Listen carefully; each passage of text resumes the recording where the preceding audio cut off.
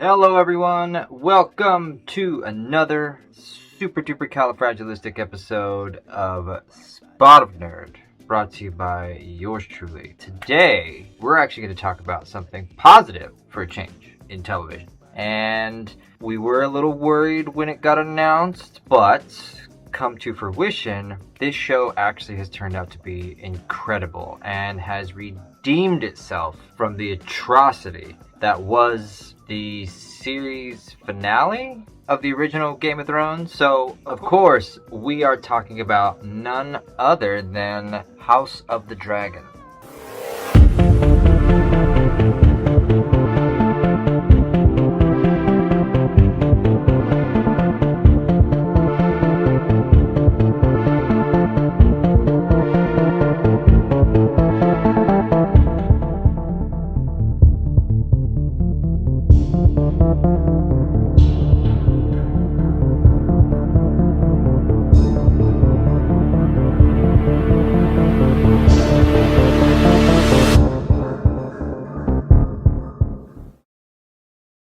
Full transparency, Boy Scout honor, I never really was a big fan of Game of Thrones. It was all the hoopla back in the day when it originally came out, and quite frankly, I had the unpopular opinion of, what's the big fucking deal? It was kind of one of those shows, I'll be very real, that I had to force myself to watch. Literally, I always told people, you can describe every single episode of Game of Thrones like this. It's 62 minutes. 2 minutes are actual awesomeness. Dragons, fights, graphic people chopping arms off, blah blah blah. There's another minute of titties and ass. Sure, great, fine, fantastic, whatever you want to call.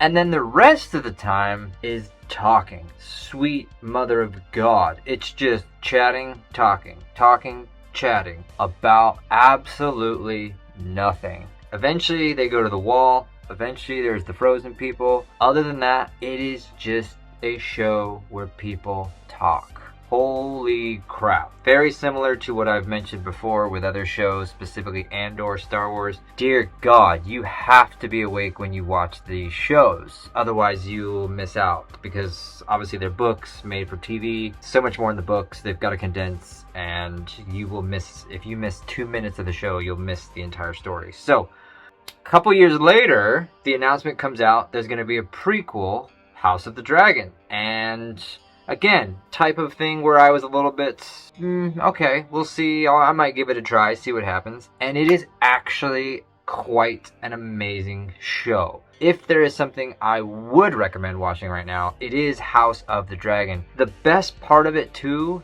is you don't even necessarily need to watch Game of Thrones to understand it. And that, I think, is one of the biggest pieces to its success right now. It is getting rave reviews from everybody, minus the typical trolls. It's great storytelling. It is tying itself to Game of Thrones, but specifically just one of the houses. Specifically the most badass house, because it has dragons. Game of Thrones, that was, I think, one of the biggest things I didn't enjoy about Game of Thrones was there was always this talk of dragons and mythical creatures, and we never got to see them. Or if we did get to see them, it was very few and far between. So it didn't really kind of catch my attention. So with this show, House of the Dragon, we are getting it pretty often. And even when it's not needed, those talking moments, the story developing moments, those moments aren't boring you. It's telling that story of the specific house and the hierarchy, the monarchy. That's what I'm looking for. Because you got kings and queens back in the day, even to this day in Europe, and you have your successors, you have your kids. Back in those medieval days, your whole job was to keep control, and by keeping control you had to breed, and those offspring were hopefully the inevitable future kings and queens of your kingdom. Storytelling is very well done. You've got an amazing cast. Specifically, what lured me in, and I will definitely say this was something that really kind of caught my attention to want to watch this show, you have Matt Smith. Now, Matt Smith played Doctor Who. Okay. One more, just one. Is this world protected? Because you're not the first lot to have come here. Oh, there have been so many. And what you've got to ask is, what happened to them?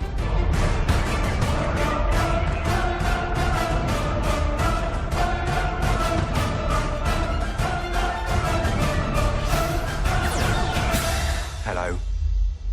I'm the doctor.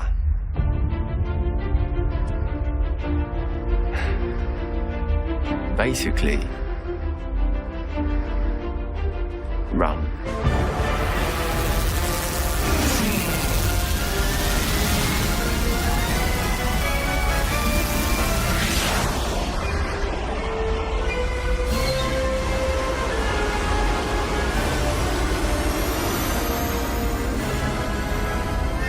He was in a lot of other good series as well as movies, and he's kind of the baddie in this show. He nails it. He nails this role, and you'll notice I'm not mentioning specifics on their names and things like that because, quite frankly, I don't know their names. You just kind of know the house, the dragon people. You know he was the bad guy. He's got stuff that he's trying to overrule everybody, but he's doing it in a way that's secretive, and we all know he's doing it like that. But a story that's easy to follow, a story well told, beautifully done from a cinematography standpoint, if that's the word. The gore is amazing. Matt Smith's character, one of the scenes, they go into this village and he's chopping arms off, literally chopping dicks off to prove that he is almost the police in a way, I guess, is my understanding. So it's badass is what it is. The dragon scene, this fight between Matt Smith and these crab people, it's fucking epic. Spoiler alert, he chops this dude in half to show I win. Fucking epic. So yeah, if there is one show to watch right now, House of the Dragon is definitely going to be one of them. Now, my only gripe, which I guess isn't really a gripe or a negative, I guess from my understanding, they are doing a lot of time jumps. So we're only like maybe halfway through the season and we're already getting to a point where the daughter is going to be an adult in the next episode. So I don't know if that's a bad thing, but my only gripe is because why not just make more seasons, which I think they got a second season, but there's only so much storytelling you can go off of. I do believe they're going off of a book that J.R. Martin, or the guy who wrote the original Game of Thrones, they're going off of that content, but I don't even think he's finished that book. Let me know in the comments. I don't even know, does anybody read those books? I clearly haven't read those books, but maybe one day I will. Who knows? Maybe the audio versions. Anyway, go check out House of the Dragon. It's on HBO Max right now. You won't be disappointed.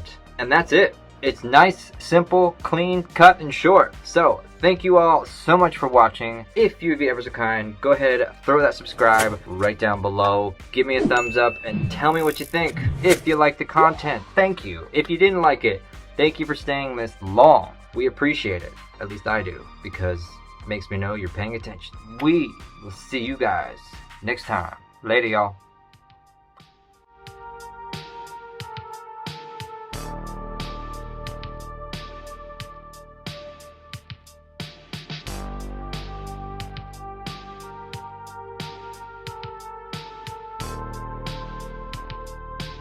So yeah, kind of going a little bit on the creepy side. There's definitely scenes in this show that cross every line imaginable. Basically, older dudes fucking kids to essentially gain more monarchy kids for the future. If you know what I'm trying to get at, is the way the world was back then was fucked up. I mean, you had these old dudes that would have to marry these kids in order to keep their bloodline continuing. It's what history was. You look at all the old school, the King Henrys and all this, they basically just slept with each other to have kids that would eventually become future kings and queens. Pretty fucked up. We'll just leave it at like really fucked up.